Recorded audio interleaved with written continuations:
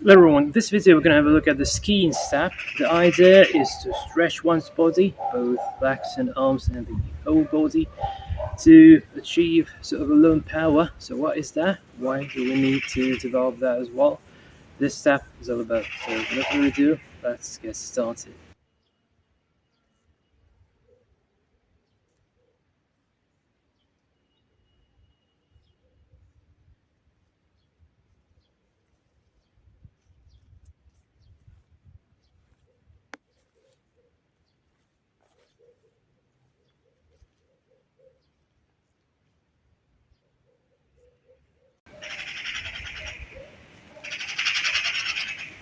Right, so skiing step.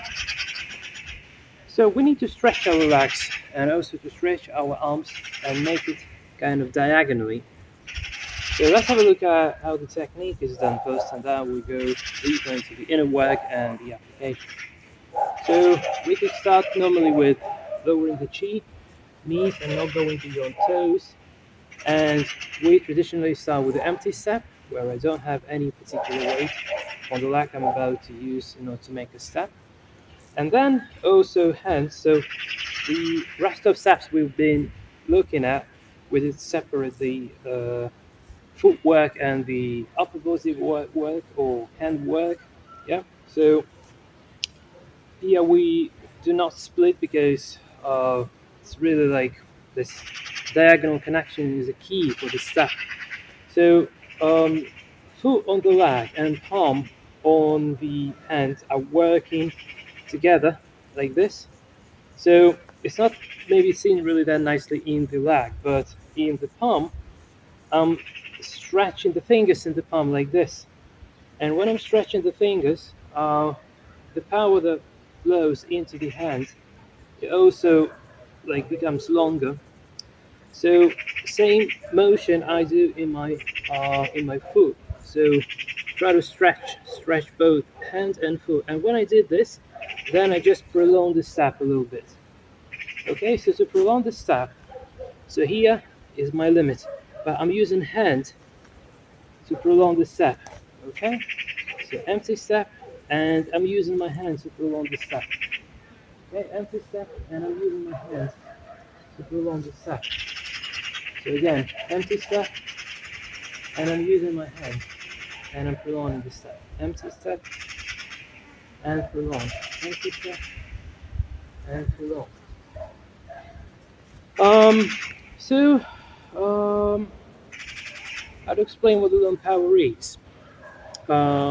We had to look at many Bhagavad steps in the previous steps, in the previous videos, and then we had principles how to interface the inner world. So we have a single point in the palm, and once the power that comes in gets into our dantian, we may then turn, rotate one side or another side. So the idea there was that the distance between the point to interface the other world and our dantian was a constant distance, like was fixed.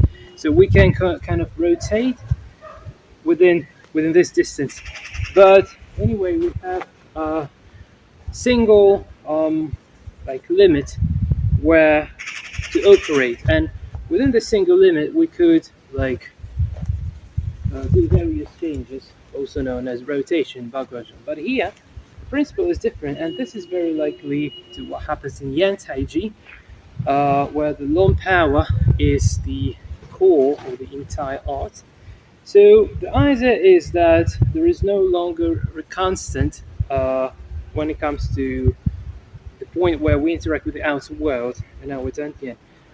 Instead, the distance between the dantian and between the, well, in this case, more likely Laogun, so this between dantian and Laogun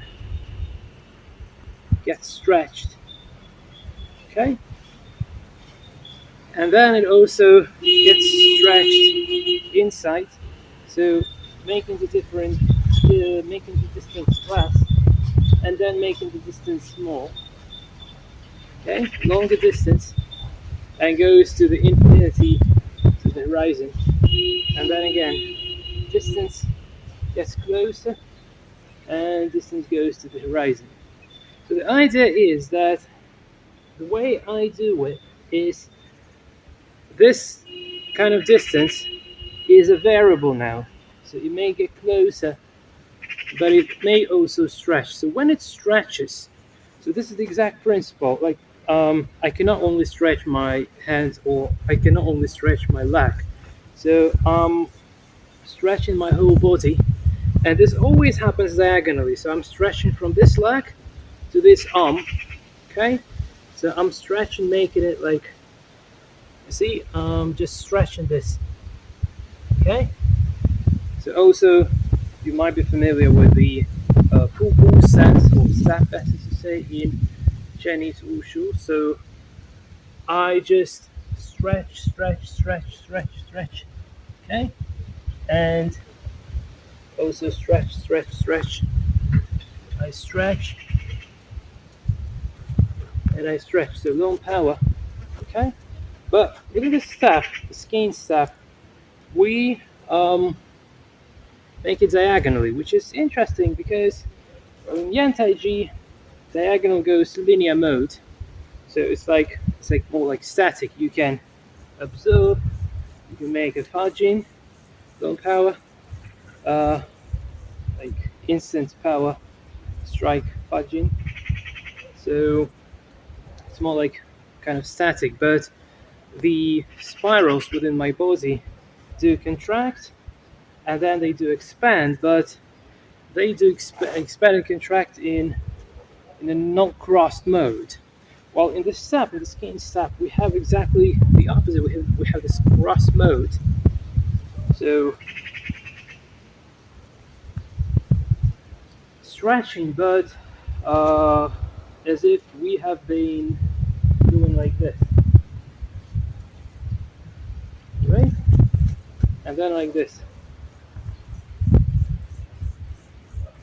a cross stretch, we'll call it. But the problem is that without particular understanding how the stretching is done, all these forms do not make much sense because these forms are just the wrappers for particular inner work. So let's try to realize how stretching works regardless of forms and then try to add that to the stuff. So the idea of muscles in human body, muscles may either push or pull and never do both at the same time. If you want to do both at the same time, you need to involve your tendons. And tendons is a mechanism that allows us to perform the motion into two directions simultaneously. So on the one hand, I'm like stretching. On the other hand, I'm stretching backwards. So if I'm taking a bow and if I'm about to shoot, then what happens within this leg, sorry, this arm, like I'm just stretching and I release the arrow and arrow flies there. So idea is to like invoke the motion within different parts of body with an idea that the chi or the motion flows into kind of two directions. And same with legs. So say I do this kind of bow, right? So if I use muscles, I would be just bending and there would be more pressure on the legs, but I'm not bending, okay? What I do, I just use my hip joint as the starting point. And then from the hip joint, I start sort of stretching the legs. So this goes like opposite direction, okay? So starting from the hip joint, this goes downwards, this goes upwards, okay? And this is how I stretch. So if I need to go down here, then here I need to go up, okay? And same if I do two legs simultaneously. So I have this uh, part which goes down, but also there is another part which goes up. And the part which goes up essentially stretches my back. So I also stretch like from the tailbone and to the top hat. So within the legs, the motion goes downwards, and from the tailbone and up to the top hat, it goes like upwards. So from tailbone downwards, one stretch. So I just say, yeah, and then I have this one stretch. So I'm stretching the legs, you see? I'm stretching the legs, stretching the legs. And another part, so when I'm stretching the legs, I'm also stretching the whole body. Stretching the legs, but I'm also stretching the whole body. And when I combine these two together, I start stretching my legs. Meanwhile, my top head is also being stretched. It's being stretched. Okay, and like the first form in Tai Chi, um, it's not like raise hands and lower the hands. It's not about that. Essentially, this is the circle. So in Tai Chi, the first movement is this one. It's called Rise the Water. Okay, so essentially, this is not like up and down. Essentially, this is like I'm stretching to the ground. I'm drawing circle and backwards in here. So if we stretch the motion, it would look like this. Okay, so it's like a big circle. And when I do this movement downwards, and then I keep stretching, so it's like a circular motion. So when I do this stretching, when I do this like moving along the radius of the circle, suddenly my body gets stretched. Similar principle is like directly. This principle is being worked out in the form set known as Qigong, the changes of muscles and tendons, the Temple, Shaolin Temple exercise based and in Shaolin Temple, and essentially all the Shaolin Kung Fu according to legend is derived from that kind of exercise set. And the first form there is to stretch one's tendons. And stretching one's tendons does not only mean in arms, yeah, but also in legs and also in the entire body. So from tailbone downwards and upwards to downwards to legs and upwards to the top head. So it's very hard to make a linear stretch because I don't quite understand how can I stretch, right? Because I'm just limited with the tensions I have in my muscles. So hence we have the circular motion. So if we just start drawing a circle and go into the leg and stretching downwards, and then this radius, yeah. So if I go along this radius, then suddenly when I rise, I already feel that I have a very long leg, and I also have a very long arm. So they're very long both.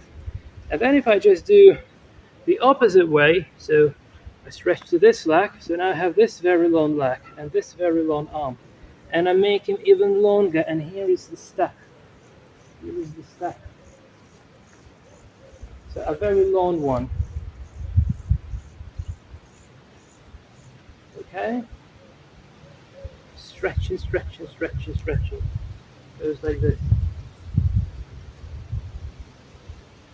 So what is interesting about this step, that the form, how the step looks like, does not really matter that much. So essentially you can just stretch your whole body like this. And this is enough. This is what this step is all about. So I'm just stretching my body. It doesn't matter if I do same hand and leg, or if I do the opposite hand and leg. So they are no big difference, because the goal of the step is to essentially try to stretch the body as much as possible. So finally, just to get an idea of how this works in while interfacing the outer world.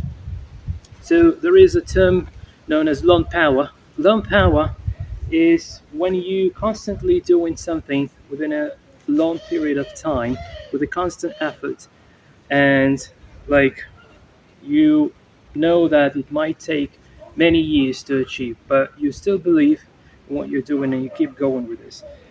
In the East, they say it might take a few lives to achieve a certain goal, like become a Buddha, for instance. So when you can constantly perform a certain action within a long period of time, and still you have this belief that this is going to work, not because you believe it, but because you realize internally you feel like how it's working. So this is how it works. In the Western culture, probably belief in God is something similar, that you cannot see God, you cannot touch Him, you cannot deal with Him directly, but this matter of fate, yeah, it's just you believe, and the stronger you believe, the better the results, they say. So constantly doing a single effort for a long time, and within the human body, this is reflected as the like lone power. So because the end result goes to infinity. So with say with Bhagavatam, so where we have a very fixed interface, and we can rotate to I. Essentially, I am within the result, which is a change or rotation, all the time. So I just I have the result. I am within the result all the time. Okay, so no matter what I do, the result is already here. Like one day, and yeah, so I'm not thinking about longer than one day. Essentially, living here and now. And within this Yantai like stuff, where the lone power is involved. By the way, in Aikido, also there is a lone power, but apart just from the lone power, it also being spent. So there is a spin in Aikido, additionally to the lone power. But the principle is like lone power in Aikido when I chop with the sword, or lone power in Yantai when I just stretch as far as I can. They are very, very similar. So um, it's like, again, just constantly do something for a long time, and as long as you feel this stretching, you realize that your result is somewhere far away over in there. And as long as you keep this effort trying to reach there, this is kind of working. So you don't know how long it takes to reach that, but you will one day, maybe not in this life, maybe in another, it doesn't matter really.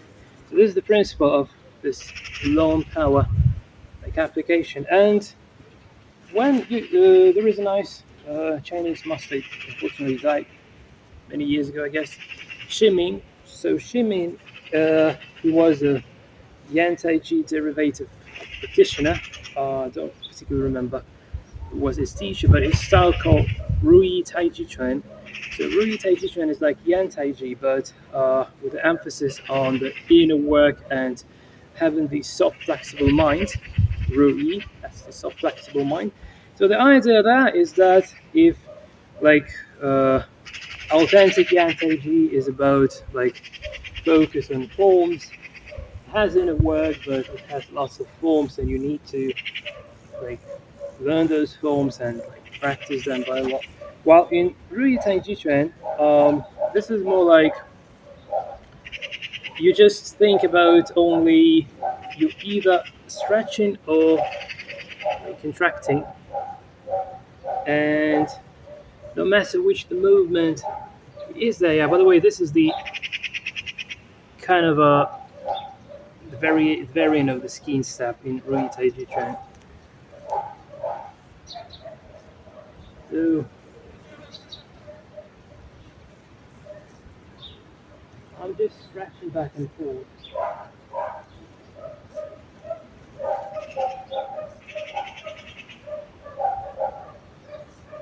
And so on and so forth.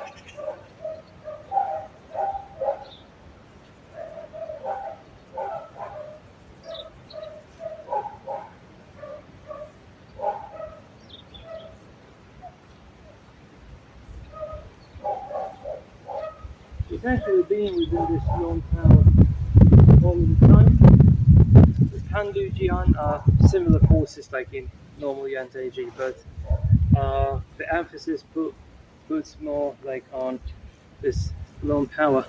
And hence in the demonstration, when Shi Ming demonstrates, he may have like many students standing one after another, and all those students are pushing each other to the shoulders, and then like accumulating power, and then this 10 men behind me are pushing Master Shi Ming, like trying to move him away from this spot. And what he does, if he tries to resist, definitely 10 people is stronger than him. But what he does, he just sets his palm, and then the distance between the Laogun and the Dantian, he just makes this distance like going inwards. And within this movement, all those people trying to push, they just get into the void and start jumping like this. Okay? And once Shi Ming is taking all of that power, then it just makes this tiny little movement within his tailbone. And starting from this tiny little movement within his tailbone, it just gives the power back to them. And all these 10 people standing like trying to push as hard as they can, and they're just pulling into the void, and then they just bang, and everybody goes like, one goes this direction, other goes this direction. So it looks very cool because like one person can push 10 people once at a time, because not because he's stronger than them, but because they are linearly pushing him, only bearing on their muscles without having an understanding how tendons work. So very fixed, limited power. And what Master Shi Ming does is just may like create this void, and then when he creates this void, it can absorb no matter how many people, no matter what amount of power, because essentially all this goes to the ground, and then it just returns it back. And when it returns it back, essentially it's not him pushing 10 people. It's not like that. So if I'm the guy who's pushing, I'm pushing, then my power just got sucked into him, right? And then my power gets to my shoulders, and then he just gives me my power back, and then my power pushing me back. It's like if you come to the wall and you just try to push yourself out of the wall. So that's a very similar experience. So it's not about the resistance when I push him and he's pushing me. It's not about this. It's about I'm trying to push him, then I just get into the void, and I can no longer stand because I'm just getting sucked into that void. And then suddenly he gives me my power back, and I feel like as if I've been pulling myself from, like pushing myself from the wall. And the harder I push, the further I would fly after the technique has been executed. So that's the simple trick behind the Yan Taiji, Ri Taiji variant performed by Shi Ming. There are videos on YouTube quite nicely demonstrating that. So yeah, that's how the lone power is working. And to develop this, this ski step abstraction is a good way to develop it. One of possible ways. Also, doing Taiji also helps this. But it's much harder to achieve this within the Taiji, because within the Taiji you are distracted by many forms, while within this single skiing step you can focus on the very gist. So yeah guys, this is it from my side. Thanks for watching, and I'll see you in the next video. Until then, and cheers.